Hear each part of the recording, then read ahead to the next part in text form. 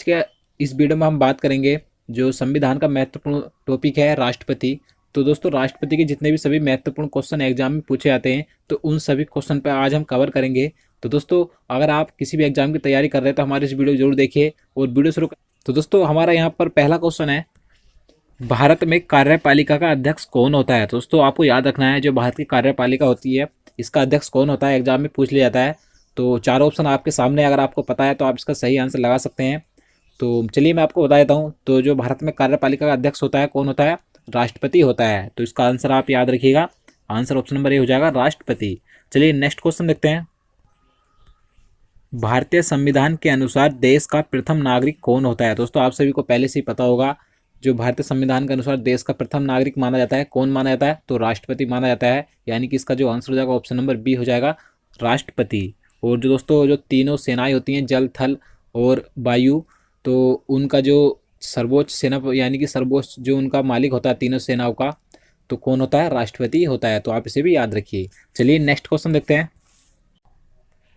भारत का राष्ट्रपति बनने के लिए न्यूनतम आयु कितनी वर्ष होनी चाहिए। दोस्तों वेरी इंपॉर्टेंट क्वेश्चन है, आपको पता होना चाहिए जो भारत का राष्ट्रपति होता है यानी कि प्रेसिडेंट, इसकी न्यूनतम आयु कितनी होनी चाहिए, राष्ट्रपति बनने के लिए योग्यता कितनी होनी चाहिए, तो कितने वर्ष होनी चाहिए, तो 35 यानी कि 35 वर्ष आयु होनी चाहिए। तो इसका आंसर क्या हो जाएगा, ऑप्शन नंबर डी हो जाएगा, 35 वर्ष। तो आपको याद रखना है। और दोस्तों जो उपराष्ट्रपति होता है, उपराष्ट्रपति बनने के लिए भी उम्र 35 वर्ष ही होनी चाहिए। तो आपको दोनों याद रखने हैं, राष्ट्रपति और उपराष्ट्रपति के लिए न्यूनतम आयु कितनी रखी गई है, 35 वर्ष रखी गई है। तो चलिए नेक्स्ट क्वेश्चन देखते हैं।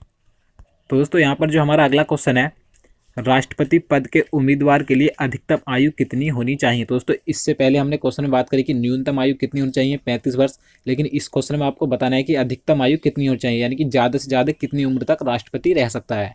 तो दोस्तों मैं आपको बता दूं, भारत में ऐसी कोई आयु सीमा नहीं रखी गई है अधिकतम आयु के लिए। तो इसका आंसर क्या हो जाएगा, ऑप्शन नंबर डी हो जाएगा, कोई आयु सीमा नहीं है। तो इसका आंसर ऑप्शन नंबर डी हो जाएगा। तो आप इसे याद रखिए। चलिए नेक्स्ट क्वेश्चन देखते हैं।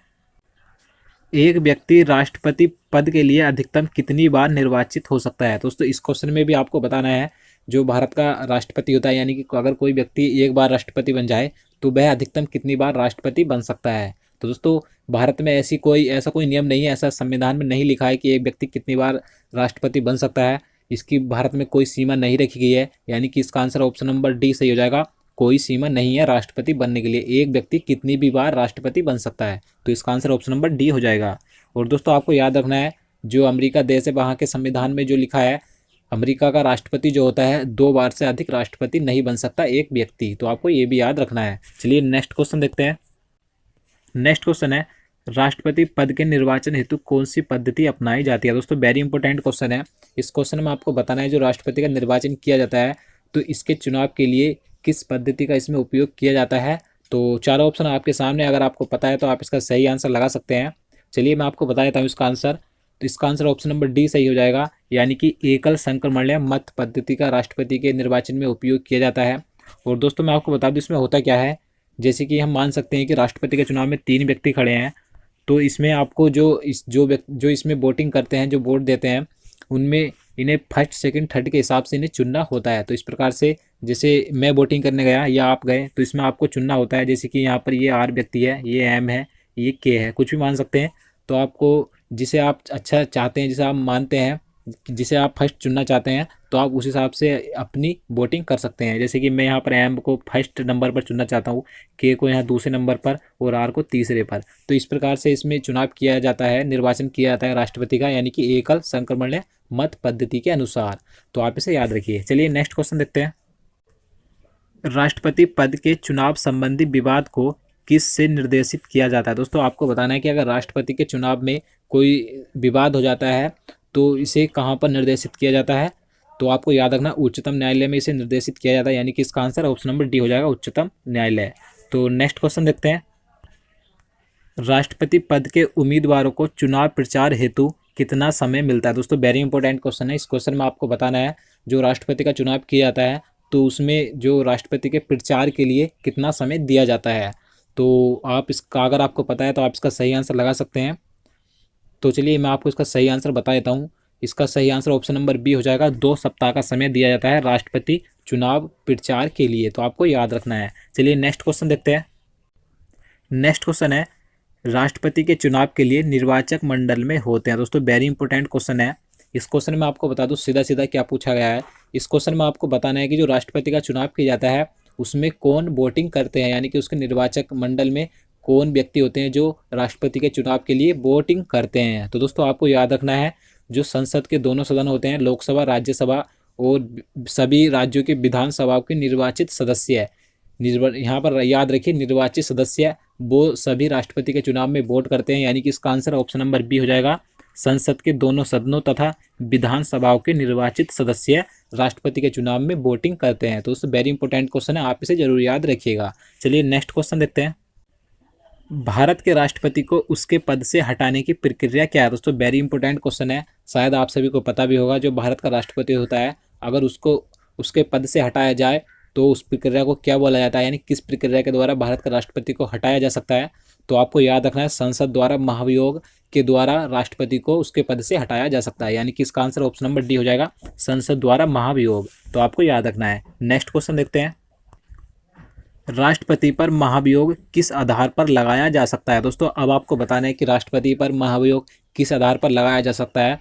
तो आपको याद रखना है संविधान के अतिक्रमण करने पर राष्ट्रपति पर महाभियोग लगाया जा सकता है, उसी के अनुसार राष्ट्रपति को उसके पद से हटाया जा सकता है।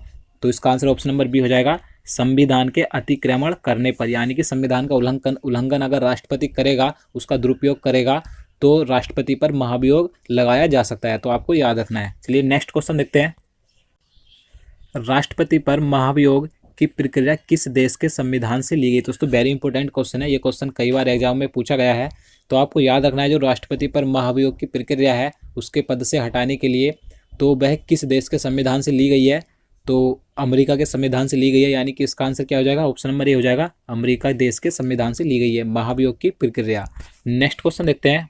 देखिए यहाँ पर जो नेक्स्ट क्वेश्चन है वेरी इंपॉर्टेंट क्वेश्चन है। इस क्वेश्चन में आपको बताना है राष्ट्रपति पर महाभियोग लगाने के लिए किसी भी सदन में कम से कम कितने दिन पहले लिखित सूचना दी जाती है। दोस्तों सबसे पहले आपको पता होना चाहिए कि जो राष्ट्रपति पर महाभियोग लगाया जा सकता है वह किसी भी सदन में सबसे पहले लाया जा सकता है, यानी कि लोकसभा या राज्यसभा दोनों में से किसी भी सदन में महाभियोग की प्रक्रिया लाई जा सकती है। दोस्तों इस क्वेश्चन में आपको पूछा गया है कि जब महाभियोग लाया जाता है किसी भी सदन में तो कम से कम कितने दिन पहले लिखित सूचना दी जाती है। दोस्तों वेरी इंपॉर्टेंट क्वेश्चन है, तो आपको याद रखना है 14 दिन पहले लिखित सूचना दी जाती है कि हम राष्ट्रपति पर महाभियोग की प्रक्रिया लाने जा रहे हैं।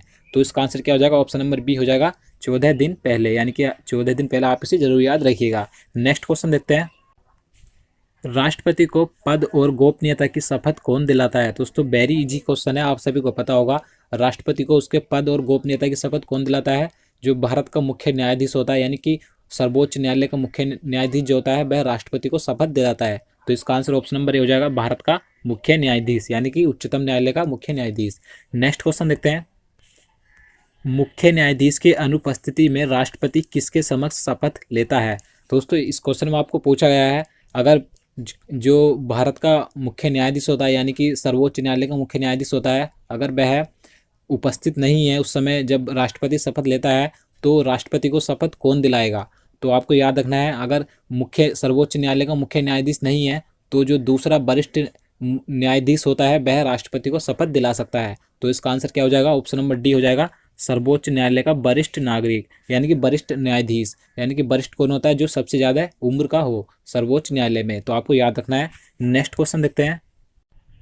यदि राष्ट्रपति और उपराष्ट्रपति दोनों देश से बाहर हो तो उस स्थिति में कार्यभार कौन ग्रहण करेगा। दोस्तों वेरी इंपॉर्टेंट क्वेश्चन है, आपको पता होगा अगर जो भारत का राष्ट्रपति नहीं होता है, किसी देश वो दूसरे देश में चला जाता है, तो उस समय जो कार्यभार होता है राष्ट्रपति का कौन संभालता है, उपराष्ट्रपति संभालता है, आपको पता होगा। लेकिन इस क्वेश्चन में पूछा गया है कि अगर राष्ट्रपति और उपराष्ट्रपति दोनों ही दूसरे देश चले जाएं तो उस समय जो राष्ट्रपति का कार्यभार होता है कौन संभालता है। तो ये क्वेश्चन में पूछा गया है, तो इसका आंसर ऑप्शन नंबर सी हो जाएगा, यानी कि सर्वोच्च न्यायालय का मुख्य न्यायाधीश ही इनका कार्यभार संभालेगा। तो इसका आंसर ऑप्शन नंबर सी हो जाएगा।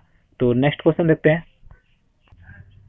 राष्ट्रपति अपना त्याग पत्र किसे देता है। तो वेरी इंपॉर्टेंट क्वेश्चन है, आपको बताना है कि राष्ट्रपति अगर अपना त्याग पत्र देना चाहे वह किसको देगा, तो उपराष्ट्रपति को देगा, यानी कि इसका आंसर क्या हो जाएगा, ऑप्शन नंबर बी हो जाएगा, उपराष्ट्रपति। नेक्स्ट क्वेश्चन देखते हैं। राष्ट्रपति के त्याग पत्र की सूचना उपराष्ट्रपति किसको देता है। दोस्तों जैसे मैंने आपको पहले बताया कि राष्ट्रपति अपना त्यागपत्र तो देगा उपराष्ट्रपति को, लेकिन जो उपराष्ट्रपति होता है वह राष्ट्रपति के त्यागपत्र की सूचना किसको देता है, इस क्वेश्चन में ये पूछा गया है। तो लोकसभा अध्यक्ष को उपराष्ट्रपति सूचना देता है, तो आपको याद रखना है। तो इसका आंसर ऑप्शन नंबर सी हो जाएगा, लोकसभा अध्यक्ष को।